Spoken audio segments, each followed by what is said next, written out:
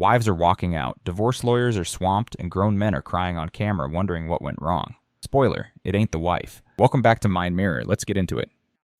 My husband's about to find out the consequences of his actions. For the next 4 years, there's going to be no more sex. I've decided not to divorce you, but you're going to be doing all the cooking, all the cleaning, and all the dishes for 4 years. What's new? Hey, these are the consequences of voting for Trump. You voted for Trump too.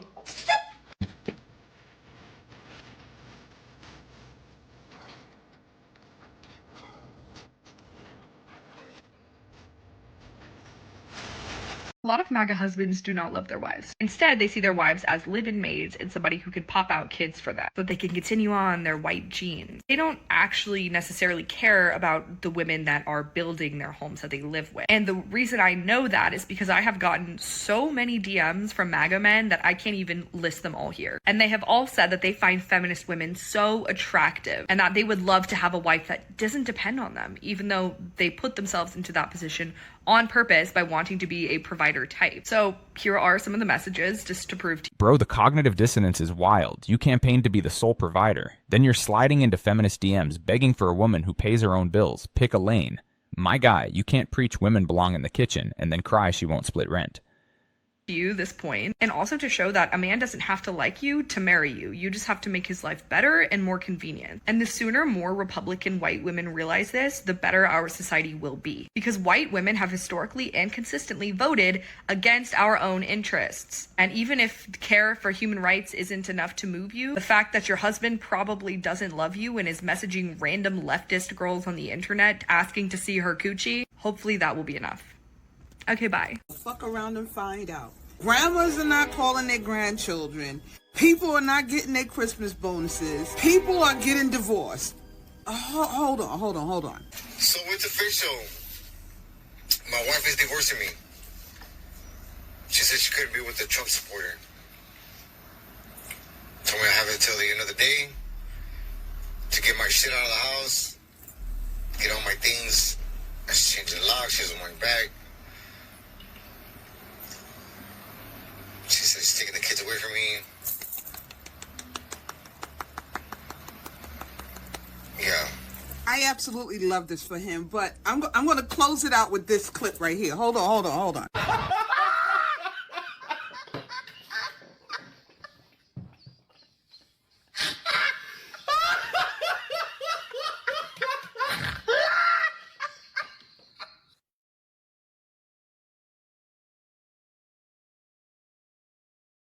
You know what's so funny to me is all the straight men that are going to be complaining, my wife's divorcing me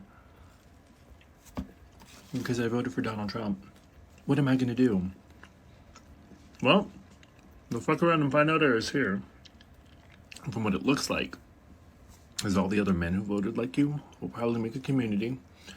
You guys will probably all question your sexuality, and you guys will all wind up being with each other. Listen, the energy in this movement has always been a little suspect. It's always the loudest guys ending up in the weirdest scandals. You voted away half your dating pool yourself. Now it's just you and Chad at the rally sharing a pup tent. Honestly, live your truth, King. Just stop pretending it was ever about policy. Wild, right? Because you know that women are the most powerful thing on this planet. Especially what they have to offer that you guys can't do for yourselves. So by voting against that, you're now going to have to fight over another man to see who's going to be who. This is wild. It's hilarious, though. And not just that, but now you guys no longer have to claim to be DL. You guys no longer have to hide it and be like, oh no, no homo. You're with your community now, so go have fun. My wife is divorcing me. She said she couldn't be with the Trump supporter. I got nothing to say right now.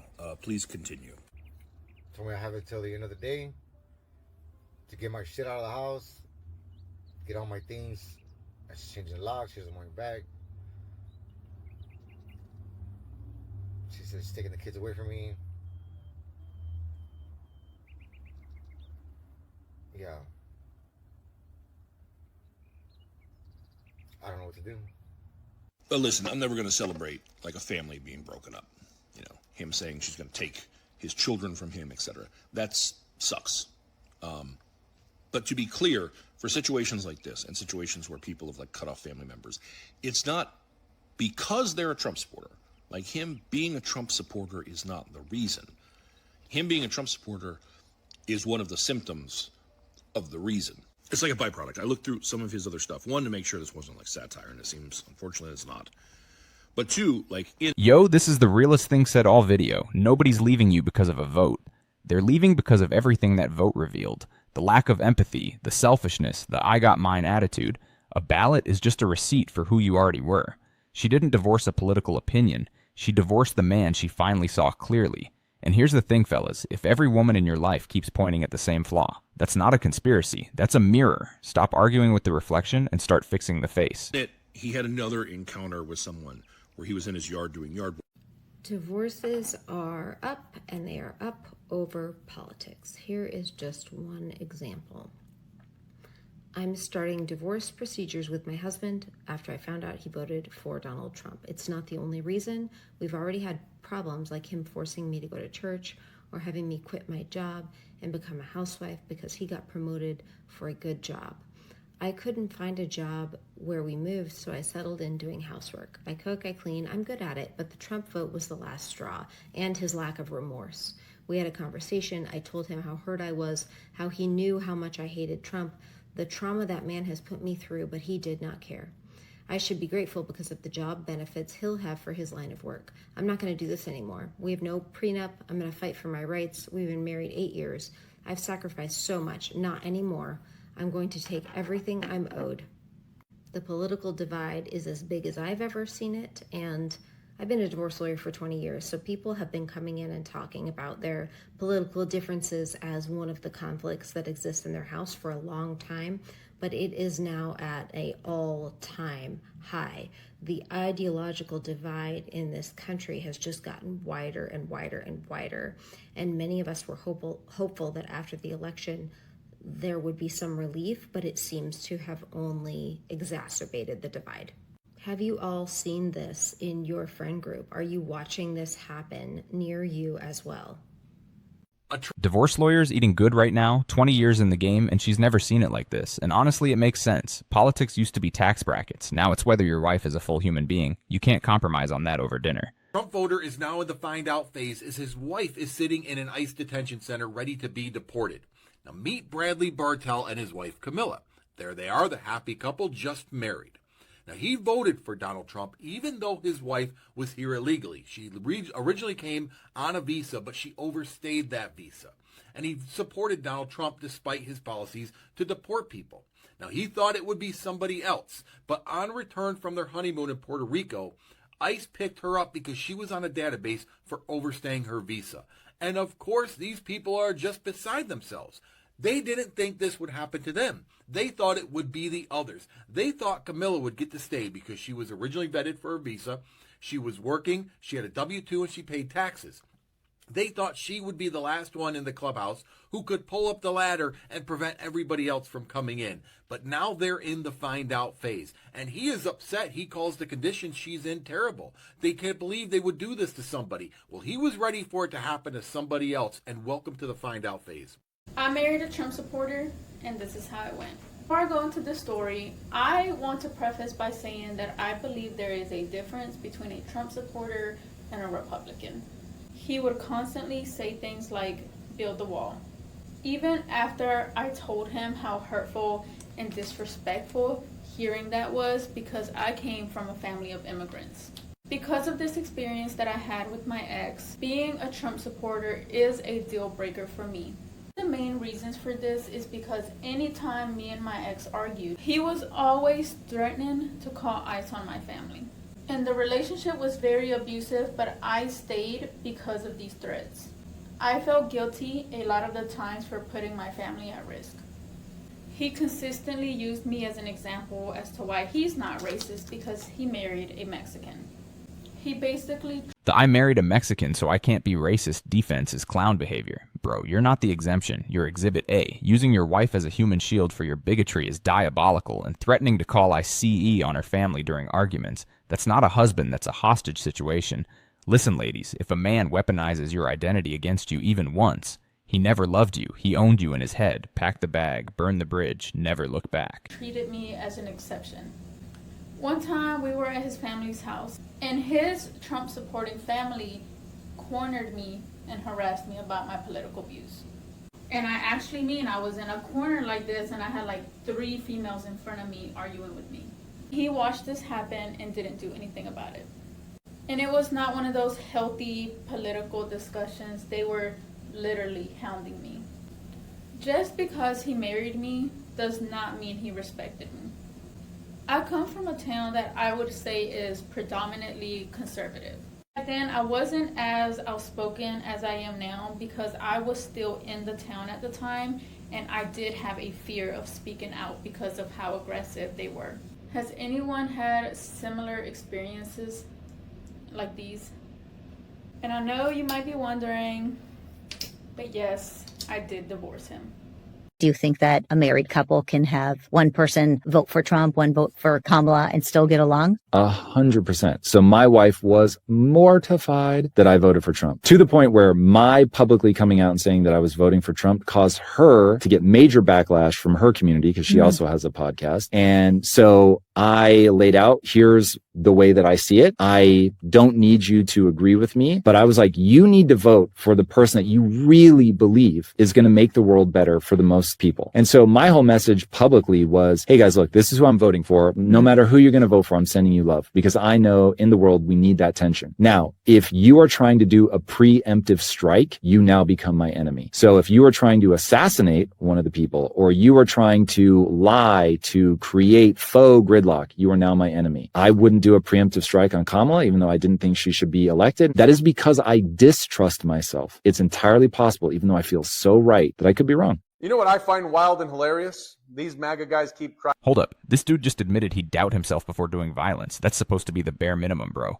I wouldn't murder people I disagree with. Is not the flex you think it is. Meanwhile, his wife's like, sir, that's the floor, not the ceiling. That they can't find women, as if it's some kind of feminist plot. Like, bro, it's not that deep. You're just not someone women want to be around. And that's not some great mystery. It's actually pretty simple. It's not because you're conservative either. It's because you're insufferable. You've built your whole identity around being pissed off at everything around you. You think empathy is weakness. You think women owe you attention. And you confuse being loud with being a leader. That's not masculinity, dude. That is insecurity in a red hat. You walk around acting like love is something that you are entitled to just because you have a job and a pulse. Meanwhile, you guys treat women like they're second-class citizens, throw tantrums online, and call them females like you're narrating a wildlife documentary. You're not single because women are broken. You're single because you are. And the worst part, you guys are so unaware of your own self, you don't even realize it. You think women don't want you because they've been brainwashed by liberal media or some other BS. Nah, man, they just see it clearly now. They see that you've radicalized yourself into this bitter, emotionally stunted husk who thinks being mean makes you interesting. You scream about traditional values, but you live like a child. You want a submissive housewife, but you still live in your mom's basement surrounded by Funko Pops and empty Monster cans. You can't even protect your own sense of identity, and do you think you're ready to lead a household? You guys also post selfies in the gym with captions about being an alpha, but deep down you're just another angry guy who peaked at 16 and you never recovered. You think women are too demanding, but the truth is they're just not desperate like they used to be. They have choices now, and they're choosing not to deal with your bullshit. And I get it. That kind of rejection, it hits differently. I know. But instead of growing from it, you spiral. You make podcasts. You find other sad, angry men to cry with in Discord. You yell into the void about how women are damaged goods while you're over here collecting red flags like they're NFTs. And one day, when the internet gets tired of you and the algorithm stops caring, you're going to be left with nothing. No partner, no love, no legacy. Just bitterness, silence, and a pile of base. Yoshi just wrote the obituary for an entire generation of dudes. And the scariest part? It's accurate. You built your whole identity on rage, but rage against what? Women being allowed to say no. That's not a revolution. That's a tantrum with Wi-Fi. Here's the hard truth, fellas. If every woman keeps leaving, every friend keeps ghosting, every room gets quieter when you walk in, you are the common denominator, and bitterness isn't a personality. It's a prison. The door is unlocked whenever you're ready to grow. Takes no one asked for. You won't be remembered as strong or manly. You'll be remembered as loud and useless. So, yeah. Go ahead. Keep blaming feminism. Keep blaming women, immigrants, gay people, whoever makes you feel better for a minute. But deep down, it's always been you. And you can't face that fact. And that's exactly why you'll always stay alone. I genuinely love to know what goes through MAGA men's minds when they actually fucking think that they ever have a chance with a woman like me. I will deal with one of two things. Either they will be very blatant about who they are and still think that they have a shot, or two, they'll try and fucking lie about their political beliefs, their stances, and think that they can just sneak in a relationship and then time is gonna go by and I'm just gonna be like, oh, I'm gonna look past it. I'm sorry. I don't give a fuck how much time I've spent. If I find out you're a loser, if I find out you're a piece of shit, if you're a bad person, I'm gonna go. I don't care if I'm literally on the way to walk down the aisle. I am going to leave. There's literally no way where that's gonna work out. And I don't understand why they actually want to be with me. I don't get that. I mean, like, I know I'm hot, smart, funny, and all these other things, but like, girl, if you want a conservative bitch, if you want someone who's going to submit to you, go find that. I am literally never gonna be her. That's not gonna, like, you never had a spot. It was never going to be you. So I don't know why you think that this is ever going to work out. I just don't understand it. Like, I am not going to date a Trumpy. I'm not going to do it. Go fucking date your Trumpy girl. Go find that. If that's what you want, go find that. But leave me the fuck alone. This is why conservative men are having the toughest time dating right now, because never before has your vote told a woman exactly what she needed to know about you. She doesn't have to wonder if you're a misogynist. You voted for one. She doesn't have to ask you, how do you feel about women's rights, immigration, Medicare, Social Security, free lunch for low-income kids, racism, feminism, without even having to go on a single date with you. You told her everything she needs to know. That's why that woman only needed to hear you answer that question for her to realize it's a hard pass. And a lot of women are giving you many hard... This right here is the quote of the year. Your vote is a full personality test now. Women don't need 20 dates to vet you anymore. They need 20 seconds. You told on yourself in the ballot box, and then wonder why the matches dried up. The I did it for the economy excuse is cute, but profit over people is still a character trait, my guy.